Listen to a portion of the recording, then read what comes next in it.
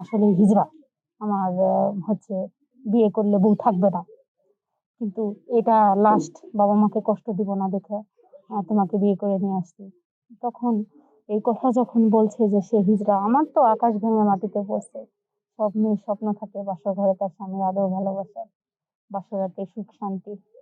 কিন্তু আমার কিছুই হলো না, চোখের পানিতে বুক ভাসলো। ভাবলাম ছেড়ে দিয়ে চলে যাবো। আমি বললাম, "তাহলে আপনি আমাকে ছেড়ে দেন, আমি চলে যাবো।" তখন বলল, "ঠিক আছে। উম একটা কথা বলবো, যদি রাখো তাহলে মানে থাকবা, আর না হলে তুমি চলে যাইতে চাইলে আমি তোমাকে হচ্ছে ডিভোর্স দিয়ে পাঠায় দিব। তোমার যা প্রাপ্য তোমায় দিয়ে দেব।" এই কথা বলতে বলতে হঠাৎ করে হচ্ছে উনি আমাকে ডাক দিল। দিয়া বলতেছে, "দেখো, তুমি আমাকে ছেড়ে চলে যেও না। আমার কাছেই থাকো। কারণ আমার হচ্ছে তোমার শারীরিক চাহিদা আমি মিটাইতে পারবো না। কিন্তু আদার সাইড আমি তোমাকে সব রকম সহযোগিতা করতে পারবো। কিন্তু তুমি যদি আমাকে ছেড়ে দিয়ে চলে যাও, তাহলে সারা দুনিয়ার মানুষ, সারা পৃথিবীর মানুষের কাছে আমি ছোট হয়ে যাবো। বলবে আমি হিজড়া। আমি রাস্তা দিয়ে হাঁটলেও মানুষ বলবে হিজড়া। তো আমার বাবা-মা মনে, মনে বলবে যে আমি হিজড়ার সন্তান মানুষ করছি। তো আমি মুখ দেখাইতে পারবো না। হয়তো আত্মহত্যা করব, মরে যাবো। কিন্তু আমি তোমাকে একটা কথা বলবো, সেটা যদি তোমার ভালো লাগে থেকো, না হলে চলে যেও।" তো বললাম, "কি বলেন?" তখন উনি বলল যে, "আমার কাছে থাইকা তুমি হচ্ছে অ্যা অন্য ছেলের সাথে সম্পর্ক করতে পারো। একজনের সাথে হোক, ১০ জনের সাথে হোক, যেভাবে তোমার ভালো লাগে।" মুন্সিগঞ্জে, নাম রিতা। আমার বাবা-মা আমার বিয়ে দেওয়ার চেষ্টা করতেছে। আমি পড়াশোনা করতেছি। এসএসসি পরীক্ষা দিছি, কলেজে ভর্তি হইছি। আ পড়তেছি। তা হঠাৎ করে একটা বিয়ের ঘর আসে। তো ভাবি যে বিয়ে করব। বাবা-মা বলল, "বিয়ে কর বাবা। কারণ আমরা আজ আছি কাল নাই। তুই বিয়ে না করলে কিভাবে চলবে? আমরা মরে গেলে তোকে কে দেখবে? ভাই-বোন যেহেতু আমার কেউ নাই।" আমি মনে, মনে ভাবলাম তাহলে বিয়েটা করি। বাবা-মার কথা শুনে বিয়ে করলাম। ছেলেকেও যাচাই করলাম না, দেখলাম না।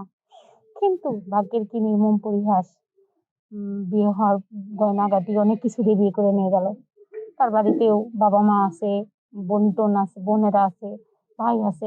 বিশাল বড় ফ্যামিলি। অনেক টাকা পয়সাওয়ালা, অনেক শিক্ষিত ছেলে, ভালো ভদ্র। সর্বদিক দিয়ে ছেলে অত্যন্ত ভদ্র ভালো ছেলে, শিক্ষিত। তো যাই হোক, আমি এই দেখে বিয়ে করলাম। করে বাসর ঘরে ঢুকলাম। ঢুকে দেখি আমার হাসব্যান্ড আমার কাছে আসে না, আমাকে আদরও করে না, ভালোও বাসে না। তখন ভাবলাম আমার হাসব্যান্ড এমন করতেছে কেন? তখন প্রায় অর্ধেক রাত এরকম করতে, করতে পার হয়ে চলে যায়। কিন্তু কিছুতেই আমার হাসব্যান্ড আমার কাছে আসে না। তখন লজ্জা শরম খেয়ে হাসব্যান্ডকে বললাম, "আপনার সমস্যা কি আমাকে বলবেন?" তখন বলল, "জানি না কি সমস্যা। তুমি কি করে বলবো তোমায়? আমি বিয়ে করতে চাইনি। এতদিন হয় বিয়েও করিনি। কারণ আমার বাবা-মাকে বুঝাইতে পারিনি যে আমি আসলে হিজড়া। আমার বিয়ে করলে বউ থাকবে না। কিন্তু এটা লাস্ট বাবা-মাকে কষ্ট দিব না দেখে তোমাকে বিয়ে করে নিয়ে আসছি।" তখন এই কথা যখন বলছে যে সে হিজড়া, আমার তো আকাশ ভেঙে মাটিতে পড়ছে। সব মেয়ের স্বপ্ন থাকে বাসর ঘরে তার স্বামীর আদর ভালোবাসা, বাসরাতে সুখ শান্তি। কিন্তু আমার কিছুই হলো না, চোখের পানিতে বুক ভাসলো। ভাবলাম ছেড়ে দিয়ে চলে যাবো। আমি বললাম, "তাহলে আপনি আমাকে ছেড়ে দেন, আমি চলে যাবো।" তখন বলল, "ঠিক আছে। একটা কথা বলবো, যদি রাখো তাহলে মানে থাকবা, আর না হলে তুমি চলে যাইতে চাইলে আমি তোমাকে হচ্ছে ডিভোর্স দিয়ে পাঠায় দিব। তোমার যা প্রাপ্য তোমায় দিয়ে দেব।" এই কথা বলতে বলতে হঠাৎ করে আ হচ্ছে উনি আমাকে ডাক দিল। দিয়া বলতেছে, "দেখো, তুমি আমাকে ছেড়ে চলে যেও না। আমার কাছেই থাকো। কারণ আমার হচ্ছে তোমার শারীরিক চাহিদা আমি মিটাইতে পারবো না। কিন্তু আদার সাইড আমি তোমাকে সব রকম সহযোগিতা করতে পারবো। কিন্তু তুমি যদি আমাকে ছেড়ে দিয়ে চলে যাও, তাহলে সারা দুনিয়ার মানুষ, সারা পৃথিবীর মানুষের কাছে আমি ছোট হয়ে যাবো। বলবে আমি হিজড়া। আমি রাস্তা দিয়ে হাঁটলেও মানুষ বলবে হিজড়া। তো আমার বাবা-মা মনে, মনে বলবে যে আমি হিজড়ার সন্তান মানুষ করছি। তো আমি মুখ দেখাইতে পারবো না। হয়তো আত্মহত্যা করব, মরে যাবো। কিন্তু আমি তোমাকে একটা কথা বলবো, সেটা যদি তোমার ভালো লাগে থেকো, না হলে চলে যেও।" তো বললাম, "কি বলেন?" তখন উনি বলল যে, "আমার কাছে থাইকা তুমি হচ্ছে অ্যা অন্য ছেলের সাথে সম্পর্ক করতে পারো। একজনের সাথে হোক ১০ জনের সাথে হোক, যেভাবে তোমার ভালো লাগে।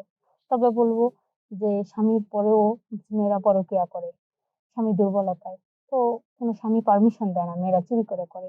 আর আমি পারমিশন দিচ্ছি। দরকার হলে আমি আমার রুমে সহযোগিতা করে নিয়ে আসবো বন্ধু হিসাবে। তোমার শারীরিক চাহিদা মেটানোর জন্য। তবুও তুমি আমাকে ছেড়ে চলে যেও না। তখন বলল, "ঠিক আছে, আর আমি তোমাকে ছেড়ে চলে যাব না। আমি চেষ্টা করব থাকার জন্য। কতদিন থাকতে পারি। কিন্তু বলতে পারব না যে থেকেই যাব। যদি ধরা পড়ি। আর যদি একটা বাচ্চা-কাচ্চা হয় তাহলে থেকেই যাব।" কিন্তু একটা ছেলে তো কখনোই আমাকে নিয়ে সংসার করবে না এইভাবে। সে তো অন্য জায়গায় যেয়ে বিয়ে করবে। সেক্ষেত্রে একটা চলে গেলে আরেকটা তো করতেই হবে। আরেকজনের সাথে থাকতে হবে। তো আচ্ছা ঠিক আছে আমি এটাই করব। এই তো বুঝতেছেন। এখন মনে করেন ওই ছেলের সাথে একটা ছেলের সাথে সম্পর্ক করলাম Facebook এ পছন্দ কইরা। ওই ছেলেকে বাসায় নিয়ে আসলাম। স্বামী সহযোগিতা করলো যে বন্ধু সে রাতে থাকবে। রাত্রেবেলা আমার স্বামী এই রুমে ওই ছেলেকে পার করে দিয়ে অন্য রুমে চলে যায়। আমি ওই ছেলের সাথে খেলাধুলা করি। কি যে মজা এটা বুঝাইতে পারবো না যে স্বামী মেলামেশা, স্বামীর যদি কিছু না থাকে হিজড়া হয় সে কষ্ট। আর এই স্বামীর সব আছে, মেশিন আছে দেখে সে খেলাধুলা করতেছে দেখতেছি। এগুলা দেখে কতটা শান্তি পাচ্ছি।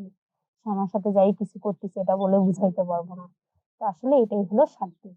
তো এখন এই মিলে স্বামী সংসার এভাবেই করতেছি। তো দেখা যাক কতদিন করতে পারি। এই আরকি।